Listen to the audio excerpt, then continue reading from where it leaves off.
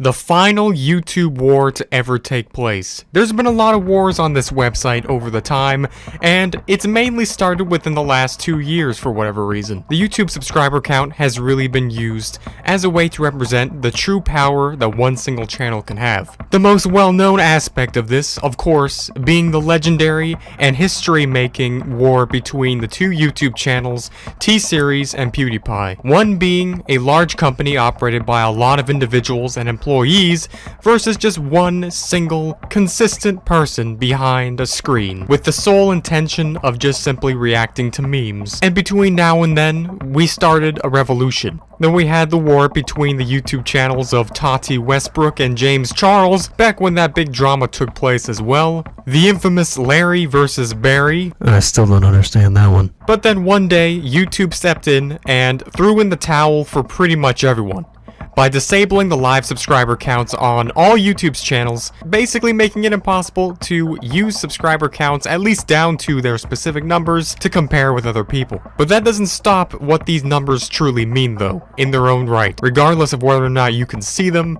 in their full extent, there will be one final battle that will seal the history of YouTube into its final fate. And that is of course based off the title, The MrBeast vs. PewDiePie. And yes, of course, there will be a Coco Melon battle between the two channels as well, because who doesn't want to see a showdown between the world's largest kids channel producing very quality animated content versus a nice Swedish man with a 19-year-old army? But this one will come and go. The reason why MrBeast taking over the spot of PewDiePie's place as of right now will be the final milestone of all YouTube battles and or wars ever is because of the following reasons. First of all, we need to understand the differences between these two entities on YouTube. Number one, neither of them are technically speaking individual people. So we're not going to be using the same argument that we used before with other subscriber battles of trying to compare a company versus a single YouTuber. On the right hand, we have PewDiePie, a person who always appears and stars as the main show in his videos, edited by a few people, maybe one or two, and then reviewed by himself every single time, but of course his entire channel is mainly operated by him. And then over on the left, we have MrBeast, who by the way, isn't even a single person. MrBeast has actually transformed at this point into the next gen version of what Smosh was when they were at their prime. A multi-employee brand and or company of which has a sole purpose of producing video content online. That's right. Technically, that means that MrBeast is a brand, not even a single individual anymore. And it makes sense, because you can't watch a single one of his videos without seeing primarily the screen time of all the other people that star in his videos as well. It's also known that MrBeast has over 10 people that help him produce videos in terms of idea production, editing, and producing, along with, well, pretty much quite a bit of lawyers. Of course, this is to be expected considering his videos involving the use of millions of dollars could result in lots of legal problems if something were to perhaps go wrong. So we're just going to assume as of right now that MrBeast represents a company of over 30 people. It's hard to believe, but it's actually the truth. Maybe MrBeast is truly the next T-Series in disguise. I know. You might as well just cue the overdramatic music, because I'm seriously dropping a red pill right now. This might be the case. The Zoomers had the PewDiePie vs. T-Series war, and the Generation Blank has this war. What do you even call this generation? Is there even a name for this one? What comes after Z? The Fall Guys generation. So yeah, the Fall Guys generation get yet another war between a company and an individual person. And yet again, another example of companies taking over YouTube. But it's understandable to why, as of course the work of multiple people is always going to be more efficient than just one. But in MrBeast's case, it specifically makes him more incomparable to anyone else. And that's because instead of T-Series having their own market of some large-scale Asian Indian type demographic being completely separated from PewDiePie and also all of the meme culture of the West, MrBeast on the other hand shares the same market with PewDiePie and is basically unstoppable in that same market. due to the fact of how many people work to help him produce the content he does. Barely anyone subscribed to T-Series is also subscribed to PewDiePie, and same goes with everyone subscribed to PewDiePie is also most likely not subscribed to T-Series or Cocomelon or Ryan's Toys Reviews. But I can tell you for sure that all the little kids watching this video on your mom's iPad probably are subscribed to MrBeast as well. And that's what makes this war particularly very complicated. Because who exactly are we fighting for? And how will it play out?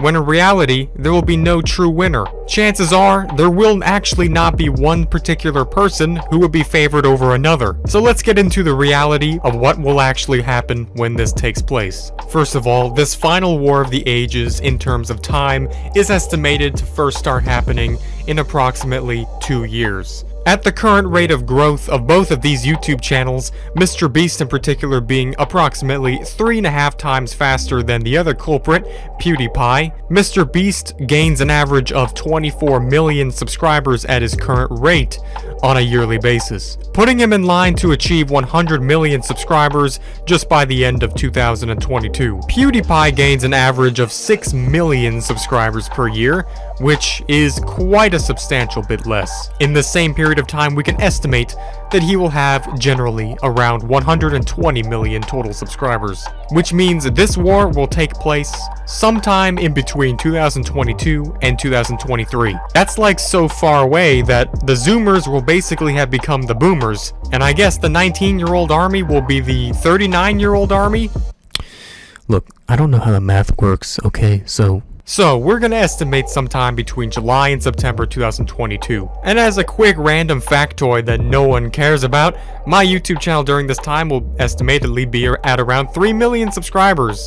So that's cool. You don't care about me though, so moving on. And by the way, that'll only happen if you click the subscribe button right now, and you also get 10 years of good luck. Right as this takes place, MrBeast will most likely quickly overtake PewDiePie and become the #1 most subscribed YouTuber, aside from pretty much everyone else, such as WWE, Ryan's Toys Reviews, Cocomelon, T-Series, Set India, all of which are random YouTube channels that happen to also be estimated to be past PewDiePie at that time. The YouTuber known as PewDiePie will actually be in 6th place, which is kind of unbelievable. What will take place, however, is that MrBeast might launch some kind of a meme campaign against himself or his own influence in order to actually detract from him taking over PewDiePie, as he's obviously explained how he appreciates PewDiePie enough that he wouldn't want to actually have more subscribers than him at any time. But I hate to break it to you, but you don't have that much of a choice. The people will have spoken.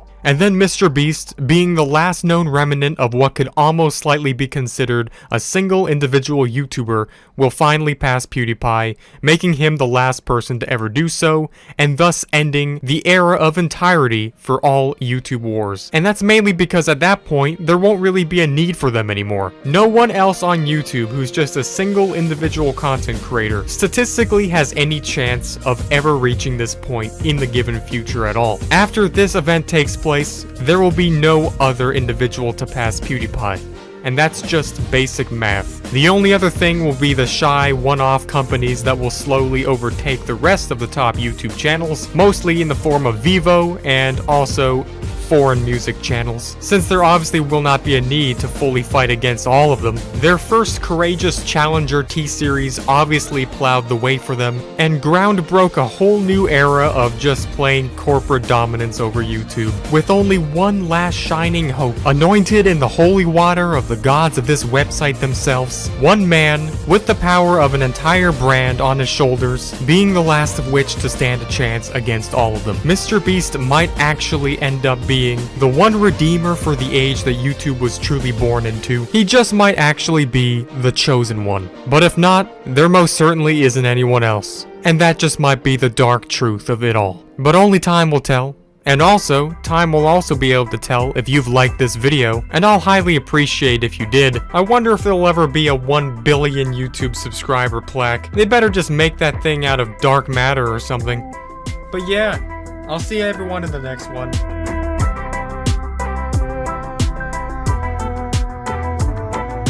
Goodbye.